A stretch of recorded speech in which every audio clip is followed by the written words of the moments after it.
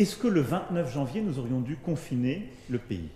Comme certains le disaient, comme des modèles montraient que nous allions flamber en février. Nous avons eu raison de ne pas confiner la France à la fin du mois de janvier, parce qu'il n'y a pas eu l'explosion qui était prévue par tous les modèles. Dans les modèles mathématiques, et vous les avez dans la note du Conseil scientifique, on voit que le variant anglais finalement va rester relativement minoritaire pendant encore jusqu'au mois de février. Et puis, selon un des scénarios le plus probable, c'est vraiment en mars qu'il va devenir majoritaire. Des modèles montraient que nous allions flamber en février.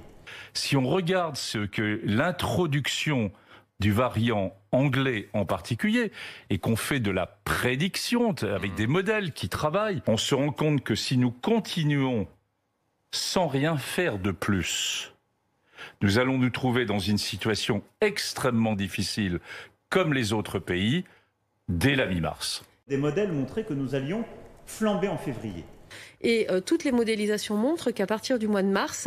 Flamber en février. Il n'y a pas eu l'explosion qui était prévue par tous les modèles. Les projections, les modélisations nous mettent devant une certaine évidence qui est qu'on craint que ce soit extrêmement dur.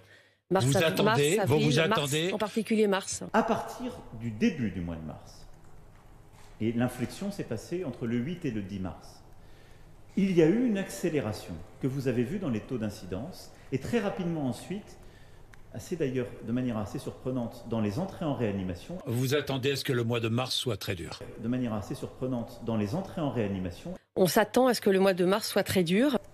Donc je peux vous affirmer là, cette fois-ci, que je n'ai aucun mea culpa à faire, ni aucun remords, ni aucun constat d'échec. Nous avons eu raison de le faire.